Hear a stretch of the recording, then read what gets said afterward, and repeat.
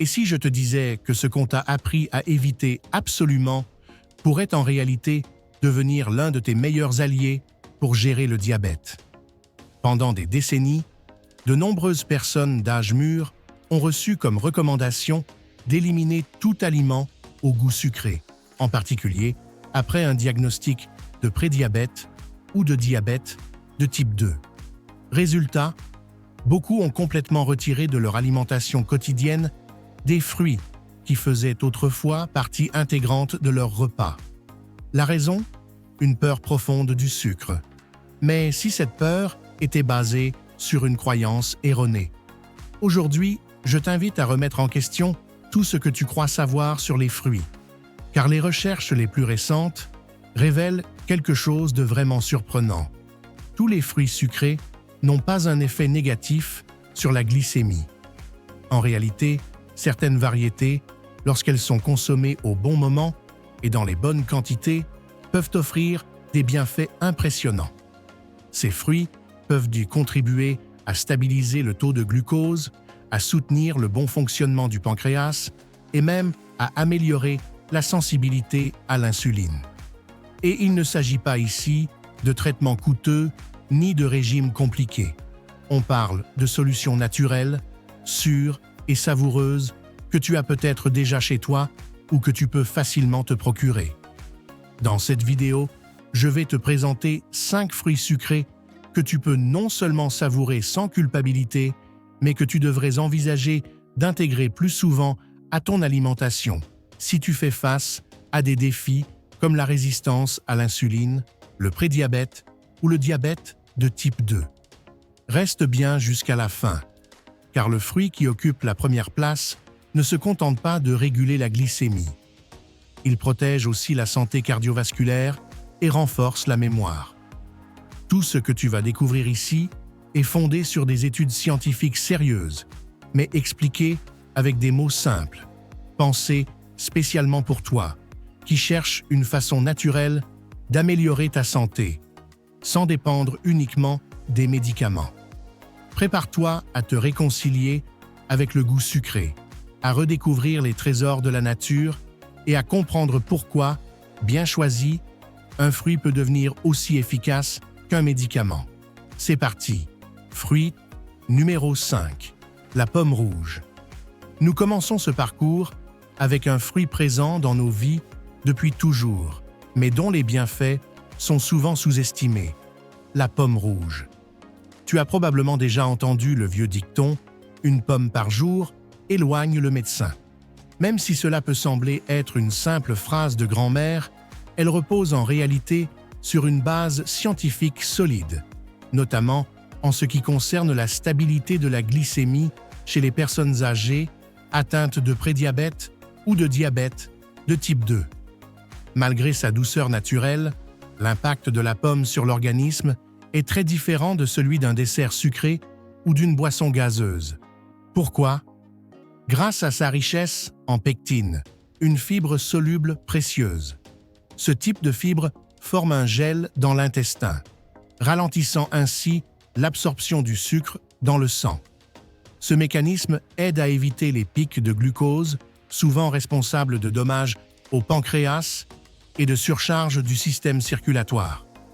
Mais ce n'est pas tout. Les pommes rouges contiennent également des composés bioactifs comme la quercétine, un antioxydant aux propriétés anti-inflammatoires. Ce composé contribue à protéger les cellules bêta du pancréas, celles qui produisent l'insuline. Chez les personnes âgées, ces cellules ont tendance à s'affaiblir avec le temps, en raison de l'inflammation chronique et du stress métabolique. Intégrer la pomme à l'alimentation quotidienne peut donc être une manière simple et naturelle de soutenir cette fonction essentielle de l'organisme. La science confirme ces bienfaits. Des études publiées dans des revues médicales, comme le British Medical Journal, montrent que les personnes qui consomment régulièrement des pommes ont un risque réduit de développer un diabète de type 2. Pourquoi?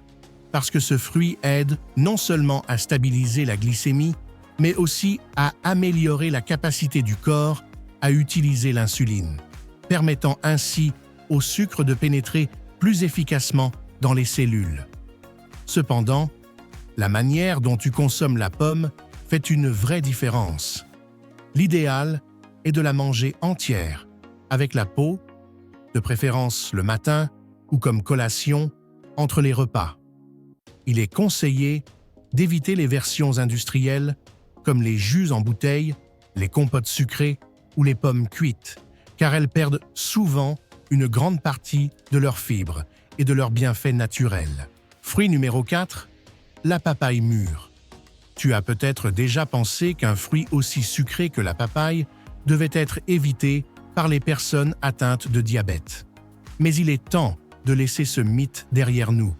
Lorsqu'elle est consommée bien mûre, la papaye n'est pas seulement délicieuse et agréable en bouche, elle peut aussi offrir de véritables bienfaits pour ceux qui souffrent de prédiabète ou de diabète de type 2. Ce qui rend ce fruit si particulier, ce n'est pas seulement sa douceur tropicale ou sa texture fondante, mais sa combinaison unique de nutriments. Elle contient des fibres solubles, de puissants antioxydants, ainsi qu'une enzyme naturelle appelée papaïne, qui facilite la digestion et aide à réduire l'inflammation chronique dans l'organisme. Cette inflammation, souvent silencieuse, joue un rôle important dans la dégradation du métabolisme, en particulier chez les personnes âgées. Aussi surprenant que cela puisse paraître, la papaye a un index glycémique modéré. Cela signifie que ces sucres naturels sont libérés lentement dans le corps, évitant ainsi les pics soudains de glycémie qui pourraient fatiguer le pancréas ou perturber la production d'insuline. De plus, ces fibres créent une sorte de barrière protectrice qui ralentit l'absorption des sucres, permettant de maintenir un niveau d'énergie plus stable sur la durée. Mais les bienfaits de la papaye ne s'arrêtent pas là. Ce fruit est une excellente source de vitamine C, de bêta-carotène et de flavonoïdes tels que la cryptoxanthine, des composés reconnus pour renforcer le système immunitaire, protéger les cellules du stress oxydatif et soutenir le fonctionnement du pancréas. Ils favorisent également la régénération cellulaire et le soin de la peau, ce qui est particulièrement utile chez les personnes âgées, dont le renouvellement des tissus est plus lent. Un autre avantage de la papaye est sa facilité de consommation. Pour ceux qui ont des difficultés à mâcher, une digestion lente ou peu d'appétit, elle constitue une option nutritive, douce et réconfortante. Sa texture soyeuse et sa douceur naturelle en font un excellent choix pour le petit déjeuner ou comme collation. Il est toutefois important de ne pas l'associer à des ingrédients ajoutés comme le miel ou le sucre raffiné, car cela annulerait ses bienfaits pour la régulation de la glycémie. Beaucoup de personnes ont éliminé la papaye de leur alimentation par crainte de sa douceur, sans savoir qu'elle se privait d'un outil naturel, accessible et puissant pour améliorer leur bien-être métabolique. Fruit numéro 3, les petits myrtilles. Petits, d'une couleur intense et riches en bienfaits, voilà les myrtilles. Bien qu'aujourd'hui elles soient associées à des tendances alimentaires modernes, cette baie fait l'objet d'études scientifiques depuis des décennies, notamment pour son impact positif sur le métabolisme du glucose et son potentiel dans la prévention et le contrôle du diabète de type 2 et du prédiabète. Malgré leur goût sucré, les myrtilles ont un index glycémique étonnamment bas. Cela signifie qu'elles n'augmentent pas brusquement la glycémie, contrairement à d'autres aliments sucrés et transformés. Au contraire, leur effet est plus stable et doux pour le système endocrinien. Leur pouvoir vient principalement d'un type d'antioxydant appelé anthocyanine, des composés naturels qui protègent non seulement les cellules contre les dommages oxydatifs, mais améliorent aussi la capacité de l'organisme à répondre à l'insuline. Cela est particulièrement utile chez les personnes âgées, car avec le temps, l'organisme peut développer une résistance à l'insuline, rendant le contrôle de la glycémie plus difficile. Grâce à leur composition chimique, les myrtilles aident à combattre ce phénomène silencieux, favorisant une meilleure régulation métabolique. Et ce ne sont pas que des suppositions. Des recherches publiées dans des revues scientifiques, telles que le Journal of Nutrition, ont démontré que les personnes incorporant régulièrement les myrtilles dans leur alimentation peuvent observer des améliorations significatives. Dans une étude menée sur des adultes atteints de prédiabète, la consommation quotidienne de ce fruit pendant 8 semaines a montré des résultats remarquables, une meilleure utilisation du glucose et une réduction des taux d'hémoglobine glyquée, connu sous le nom de HbA1c, un marqueur clé du contrôle du diabète à long terme. Mais les bienfaits des myrtilles dépassent la glycémie. Leur consommation régulière soutient également la santé cardiaque, la vue et le cerveau. Ces petites baies renforcent les capillaires, aident à prévenir des troubles oculaires comme la rétinopathie diabétique, améliorent la circulation sanguine dans les extrémités et peuvent même ralentir le déclin cognitif lié à l'âge. Plusieurs études suggèrent qu'inclure les myrtilles dans l'alimentation quotidienne peut avoir un effet positif sur la mémoire et les fonctions cérébrales chez les personnes âgées. Et si tu n'as pas accès à des myrtilles fraîches, pas de souci. Les myrtilles surgelées ou déshydratées sans sucre ajouté sont tout aussi efficaces et conservent une grande partie de leurs propriétés. Comme elles sont très concentrées en nutriments, il n'est pas nécessaire d'en consommer de grandes quantités pour profiter de leurs effets. Fruit numéro 2, la figue fraîche. Avec son goût intense et sa texture fondante en bouche, la figue fraîche est l'un des fruits les plus anciens cultivés par l'homme. Malgré sa douceur naturelle, ce fruit a souvent été injustement exclu de nombreux régimes alimentaires pour les personnes atteintes de diabète de type 2 ou de prédiabète. Pourtant, consommée correctement, la figue peut offrir des bienfaits profonds pour la santé métabolique et même devenir un soutien naturel pour des organes clés comme le foie et le pancréas. Ce qui distingue la figue fraîche, ce n'est pas seulement sa saveur unique, mais aussi sa teneur remarquable en fibres solubles, notamment un type appelé mucilage.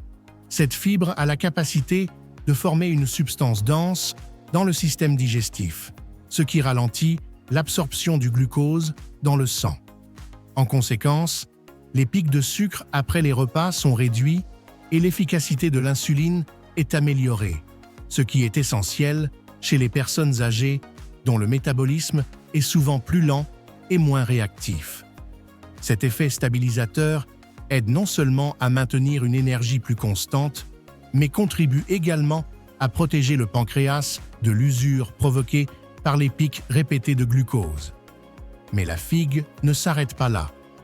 Elle est riche en phytonutriments tels que les polyphénols et les flavonoïdes, des composés aux propriétés antioxydantes et anti-inflammatoires qui agissent au niveau cellulaire. Ces substances aident à atténuer l'inflammation de bas grade, un problème silencieux qui accélère souvent l'apparition de la résistance à l'insuline et la détérioration endocrinienne. Un fait peu connu à propos de ce fruit est que ce ne sont pas seulement les fruits qui ont des propriétés utiles, mais aussi les feuilles. Des études publiées dans des revues scientifiques, telles que Diabetes Research and Clinical Practice, ont montré que les extraits de feuilles de figuier peuvent aider à réduire les niveaux d'insuline chez les personnes atteintes de diabète de type 2, améliorant ainsi le contrôle de la glycémie. Préparées en infusion, ces feuilles peuvent constituer un complément naturel, à condition d'être utilisées avec modération et sous supervision professionnelle. Pour profiter de ces bienfaits sans risque, il est important de consommer la figue fraîche dans sa forme naturelle.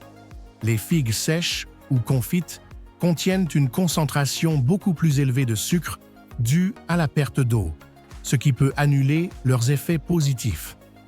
1 ou 2 figues fraîches par jour consommés en dessert ou en collation, suffisent amplement pour bénéficier de leurs propriétés. Une excellente manière de les intégrer est de les accompagner d'aliments riches en protéines ou en bonnes graisses, comme un peu de yaourt nature sans sucre ajouté, une tranche de fromage frais ou une petite poignée d'amandes.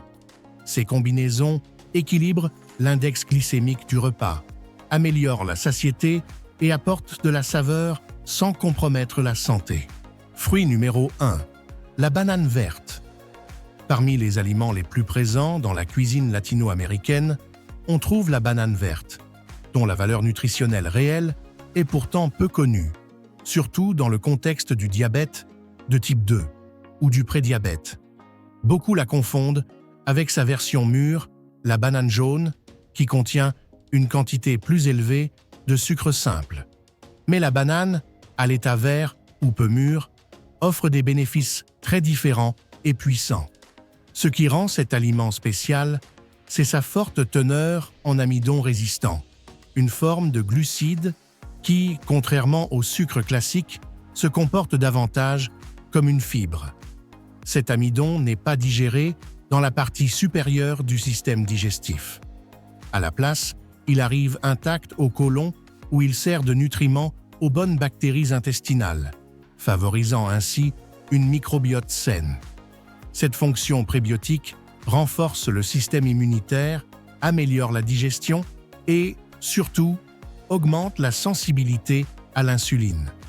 Cela peut être crucial pour ceux qui cherchent à contrôler leur niveau de glucose, car un corps plus sensible à l'insuline est plus efficace pour utiliser le sucre comme source d'énergie. Ce qui est intéressant, c'est que les effets de la banane verte sur la glycémie sont comparables à ceux de certains médicaments utilisés pour traiter le diabète. C'est ce qu'a démontré une publication dans la revue Nutrition and Metabolism, qui a observé que la consommation régulière de ce fruit aidait à réduire les niveaux de glucose après les repas, grâce au fait que son amidon résistant ralentit l'absorption du sucre dans l'organisme. En plus de son impact métabolique, la banane verte offre d'autres avantages. Elle combat l'inflammation, protège la santé du côlon, stabilise les niveaux d'énergie et s'intègre facilement dans diverses recettes du quotidien. C'est une option accessible, nutritive et très adaptable à différents goûts. Pour bénéficier de tous ces bienfaits, il est important de la préparer de façon saine. La meilleure manière est de la cuire à l'eau, à la vapeur ou en purée, sans ajouter de sucre ni la faire frire.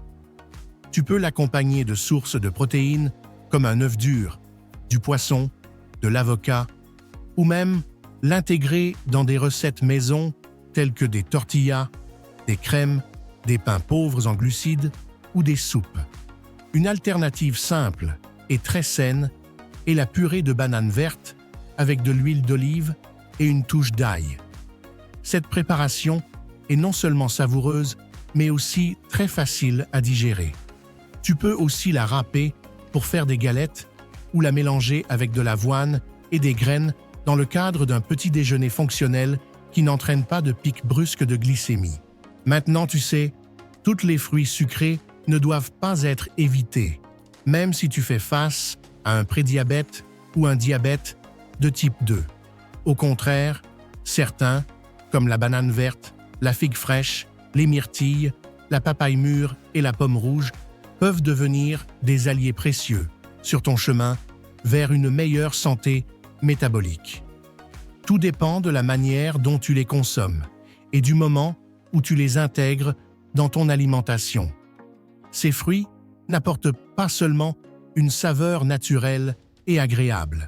Ils sont aussi riches en fibres, antioxydants, vitamines essentielles et composés actifs qui aident à maintenir l'équilibre glycémique, améliorent la fonction de l'insuline et protègent des organes vitaux comme le foie, le pancréas et le cœur. Mais leur plus grande force est peut-être qu'ils t'offrent une manière simple et agréable de prendre soin de toi, sans renoncer au goût ni dépendre uniquement des médicaments. La clé n'est pas de rejeter le sucré, mais de faire des choix intelligents. La différence entre manger un fruit entier et boire un jus transformé peut être immense. Tandis qu'un fruit complet, mâché lentement et combiné avec d'autres nutriments, favorise le métabolisme, un smoothie sans fibres ou un jus industriel peut faire grimper ta glycémie comme un dessert sucré. Alors, si tu inclus déjà certains de ces fruits dans ta routine quotidienne, félicitations! Tu vas dans la bonne direction. Et si ce n'est pas encore le cas, aujourd'hui est peut-être le jour parfait pour commencer. Choisis-en un, goûte-le comme nous te l'avons suggéré, et observe comment ton corps réagit. Quand tu choisis des aliments qui nourrissent vraiment, ton organisme répond positivement. La nature a sa propre manière de guérir, mais elle a besoin que tu participes aussi. Dis-moi en commentaire, consommes-tu déjà certains de ces fruits? Lequel vas-tu essayer en premier? J'ai hâte de lire ton expérience et de t'accompagner pas à pas dans ce chemin vers une vie plus saine et consciente.